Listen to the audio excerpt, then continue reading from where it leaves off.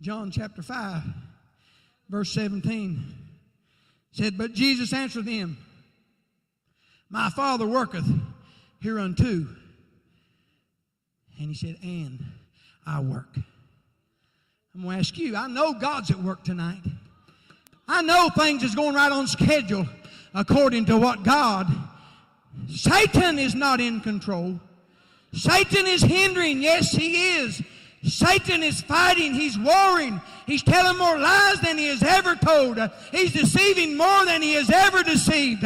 He's taking the younger generation and telling them that they can get a high on a pill, that they can get a drink that'll make them feel better and forget about the worries. But I'm telling you, if you want to get drunk, you get drunk on Jesus. If you want a pill, you get the gospel. Amen. It'll take you higher than you've ever been. My God, it'll take you through the belly of hell and bring you out on the other side with a testimony. Jump back to verse 1 to 5. After this, there was a feast of the Jews, and Jesus went up to Jerusalem. Now there is at Jerusalem by the sheep market a pool, which is called in the Hebrew tongue Bethesda. And I looked that word up for some reason. It just dropped in my heart to do it. Bethesda means house of grace. And in these lay a great multitude of impotent folk, of blind, halt, withered. Sounds like the church to me. Now, I'm not here to beat you down. I'm here to lift you up. But sometimes to lift you up, you got to go back to point A and start over again. Sometimes you got to go back to your first love. Amen. To mend up things, sometimes you do. It said here was a place called House of Grace. It's not God's house. It's not the church, a place where grace should be found. Is Amazing Grace still in order to sing in God's house? Does Amazing Grace still touch your soul? Amen. I don't care if it does come on Billy Graham's program. I can't help it. When they sing Just As I Am, my eyes still tear up and I still cry. Because I remember when I came just as I was, it still moves me, amen. I still have a feeling, a strong feeling for my love, for my Lord and my God. But in this place called House of Grace, say lay a great multitude of impotent folk and of blind folk. They was halt folk. They was withered and they was waiting for the moving of the water. And for an angel went down at a certain season in the pool and troubled the water. Whosoever then first after the troubling of the water stepped in was made whole of whatsoever disease he had. Brother, that wasn't much. About one time a year that water get troubled. But it said there was a multitude of impotent folk, blind and halt and withered, waiting for the moving of the water. Oh, I want to try to bring something out. But it said there was a certain man was there, which had an infirmity for 38 years. And when Jesus saw him, he knew that he had been now a long time in that case. I mean, Jesus knows exactly where you are. He knows what you're going through. He knows where you've been and he knows where you're going. Nothing took God by surprise Monday morning. You think it was a coincidence that Benny Willingham stood up in his church, I think 2 weeks ago, and told him that he'd been a Christian for 19 years and he'd been a coal miner for 30, and they said his testimony. Did anybody read it in the paper? I knew that man personally. He said, I've been a Christian for 19 years, said I've been a coal miner for 30, and said God took care of me all those years. But he said, if God takes me tomorrow, he said, I have to say I've lived a good life. He said, and I know where I'm going. Before 2 weeks is over, where's he at tonight? I believe he's in the presence of a never-failing God. Amen.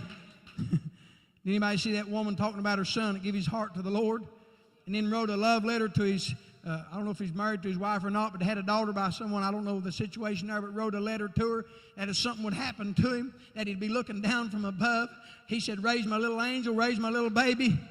Don't tell me God wasn't at work. God is working. But I'm asking me and you, do you know anybody? Or let me just look in the mirror. When's the last time you felt the Father unction you to speak to someone?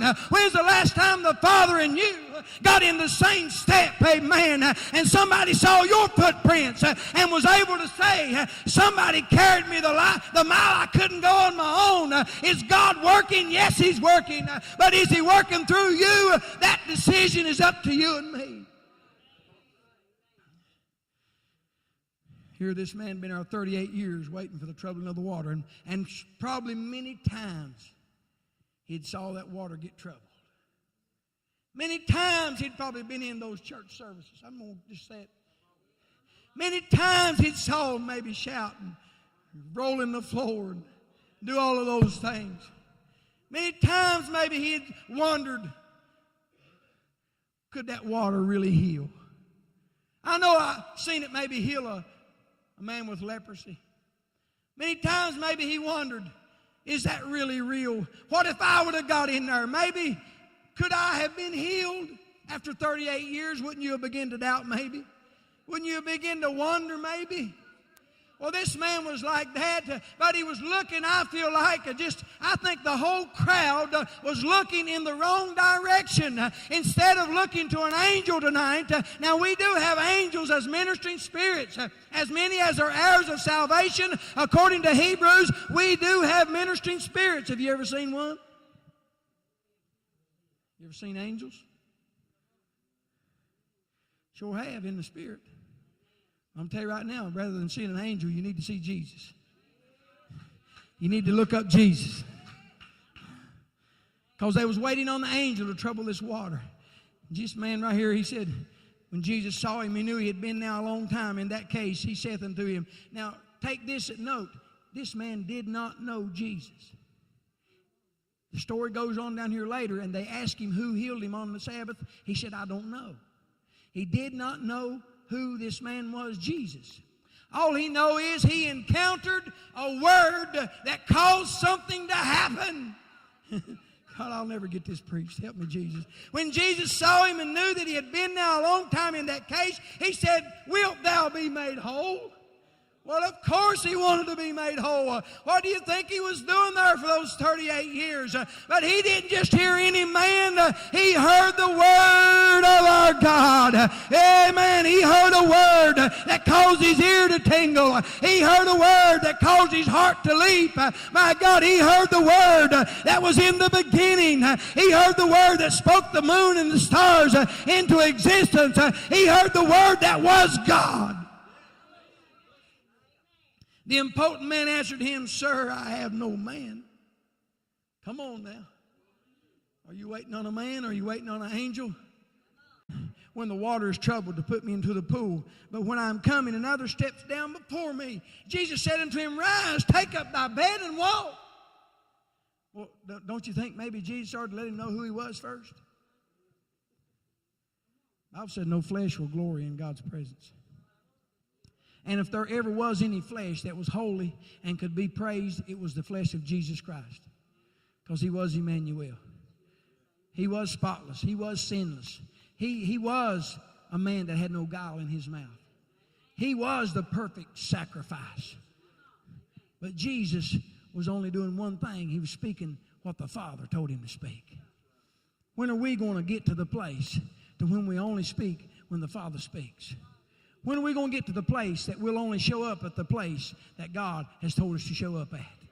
I believe Jesus was here on appointment, don't you?